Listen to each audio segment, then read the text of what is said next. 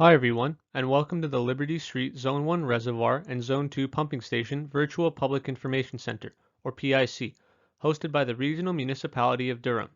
This PIC is part of a Municipal Class Environmental Assessment, or Class EA, Addendum. My name is Jonathan Rudick, and I work for RV Anderson, a company that will be assisting the region in completing the Class EA Addendum. I will be narrating today's presentation. Before diving into the PIC, some housekeeping notes. Due to the COVID-19 pandemic, this PIC has been recorded and posted on Durham Region's website and YouTube page. No in-person event will be held. To help facilitate this PIC, please review the project materials posted on the Region's website, which include a copy of the Notice of PIC, a PDF copy of the slides, and a transcript of today's recording. If you have any questions or comments on the presentation, please submit them by mail or email to Tyler Wilson or John Himonen by August 16, 2021. With that, let's begin. The Regional Municipality of Durham welcomes you to this virtual public information center. The purpose of this presentation is to present and seek feedback on the proposed Liberty Street North Reservoir and Pumping Station project. What we hope to accomplish through this presentation is to provide background information on the Liberty Street North Zone 1 Reservoir and Zone 2 Pumping Station, an overview of the study, to present the problem and opportunity statement, to describe the proposed works and provide updated water demand requirements, and to answer any questions you may have and provide an opportunity to receive your feedback on this project. To provide a better understanding of the goals and objectives of this project, we can ask ourselves three questions. 1. What are we doing? 2. Why are we doing it? And 3. What does it mean to you? To answer the first question, the Regional Municipality of Durham is undertaking a Municipal Class Environmental Assessment, or Class EA, Addendum. The objective of this project is to update the design parameters and complete additional studies on the proposed reservoir and pumping station site location.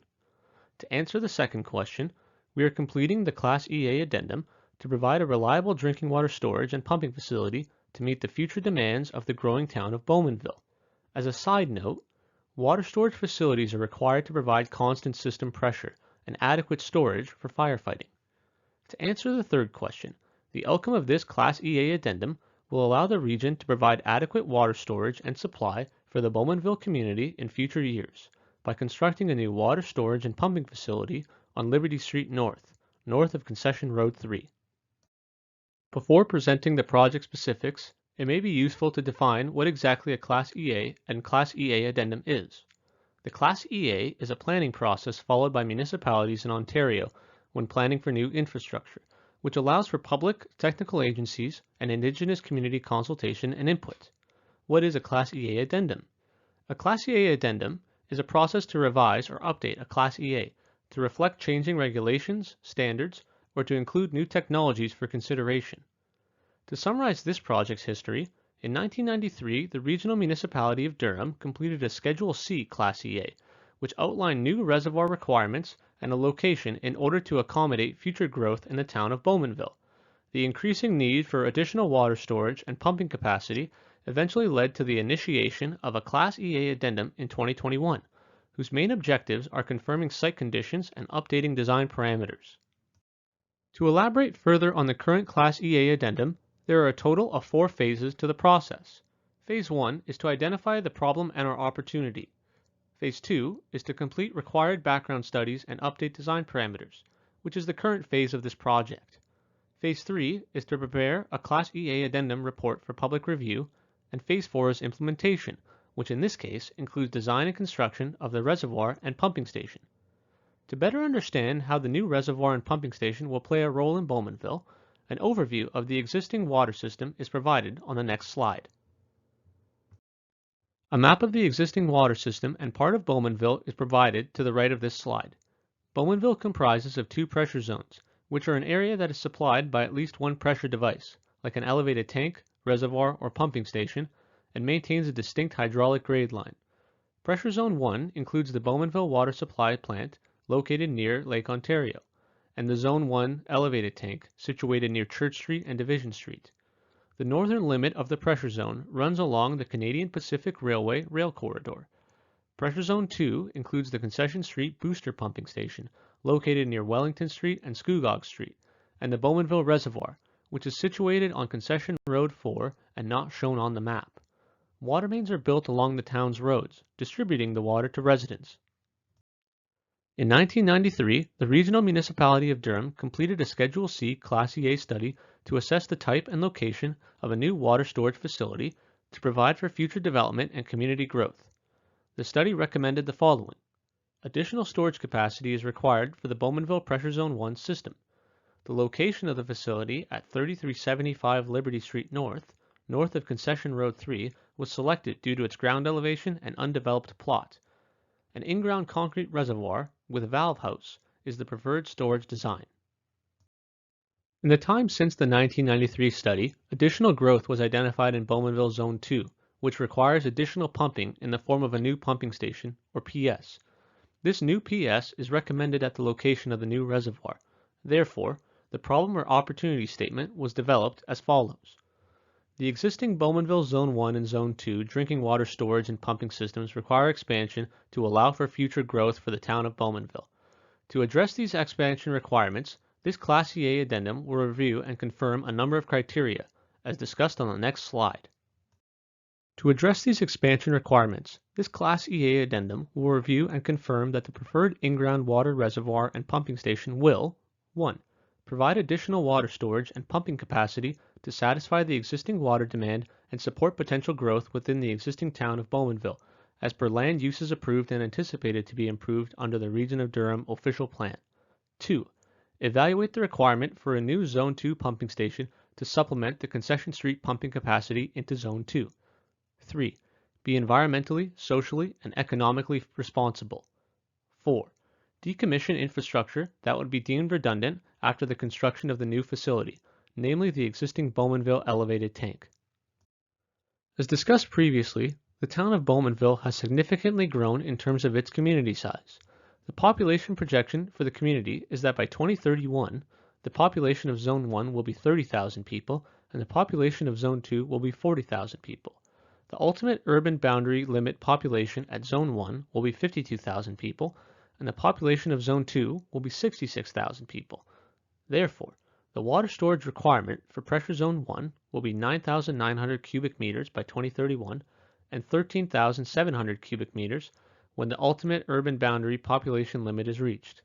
The peak water supply requirement for Pressure Zone 2 will be 255 liters per second by 2031 and 420 liters per second when the ultimate urban boundary population limit is reached.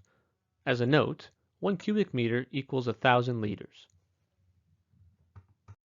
The proposed site plan is presented on this slide to provide an overview of the site, present the reservoir and pumping station footprint, and identify areas that are environmentally protected. The site is shifted slightly to the north compared to the 1993 Class EA to allow for more developable parcels to the south. The reservoir will be an in-ground concrete reservoir with 4-meter-tall berms. The reservoir will be paired with an architecturally designed pumping station and superstructure, with roadway access from Liberty Street. The stormwater management pond will be used to manage post-site development stormwater flows, which will be directed to Soper Creek. As part of the Class EA addendum process, geotechnical, hydrogeological, and soil analysis studies will be performed. This work is currently ongoing, and a summary of the findings will be included in the EA addendum report. Other background studies, such as natural heritage, archaeological, and cultural heritage investigations, have been completed and are presented on the subsequent slides. The diagram on this slide shows a typical soil profile, with various layers detailing the types of soils and aquifer depths in an area.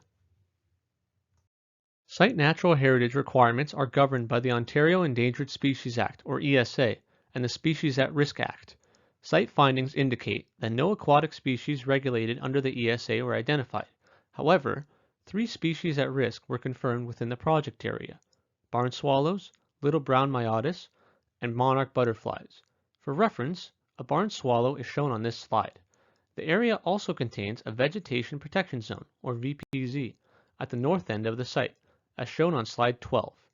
For any species affected, mitigative or remedial measures will be implemented in the VPZ to the north of the site. A Stage 1 Archaeological Assessment, or AA, concluded that part of the study area was found to have archaeological potential, and therefore a Stage 2 AA field investigation will be completed for the site. A cultural heritage report concluded that the 3375 Liberty Street North site does not contain any cultural heritage landscapes, but adjacent lands were identified to have cultural heritage significance.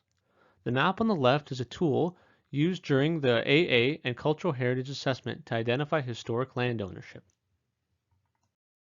The proposed Liberty Street North Reservoir will provide sufficient water supply to Zone 1 alone. Therefore, the elevated tank will become redundant, and it is proposed that it be disconnected from the water system. Discussion with the Municipality of Clarington will take place to determine if the elevated tank will be physically removed or repurposed. As part of the Class EA Addendum, the project team has developed a list of potential concerns or impacts that may arise from these works, and have developed mitigation strategies to address them. A list of potential concerns and mitigations are shown in the following table. For concerns related to construction noise, traffic, and dust, proper traffic control measures will be required and enforced as part of the construction contract, and construction times will be limited to weekdays during working hours. Finally, construction fencing will be employed to control silt, erosion, and dust. These measures will be monitored, and additional measures will be implemented as needed. For concerns regarding species at risk, construction will avoid disturbing the species at risk habitats.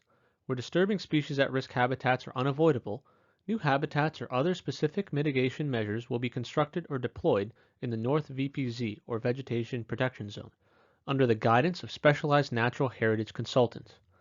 For concerns related to cultural heritage and archaeological impacts, a Stage 2 archaeological assessment will further check and clear the site of potential archaeological items. Cultural heritage features are not present on the site, and an additional impact assessment will be completed to determine if any cultural heritage landscapes may be impacted during construction. For concerns regarding stormwater management, flows will be mitigated via the on-site stormwater management pond and directed to Soper Creek. Post-development flows will be the same volume as pre-development flows. For concerns related to groundwater, a hydrogeological study is currently ongoing to address any groundwater monitoring requirements during construction and future operation of the facility, and to properly assess construction dewatering requirements. Additional concerns and mitigation measures from public comment and ongoing background investigations will be incorporated into the EA Addendum report. The next steps for this project are summarized on this slide. The project team has completed the background review, developed updated design parameters, and is in the process of performing additional studies. We are also presenting the information to the public via the PIC to allow for consultation and input. The next step of this project is to prepare the Class EA Addendum report to document project information, the decision-making process, and update the Class EA. Do you have any questions, comments, or want to stay up to date? If so, please contact either Tyler Wilson from Durham Region or John Himonen from RV Anderson. Again, the contact information is available on this slide and on the Region website. More information, including copies of the project notice and PIC materials, like a transcript of this virtual presentation and a copy of the slides, can also be found at the Region's website. Thank you very much for your participation in the virtual PIC. The project team really appreciates it.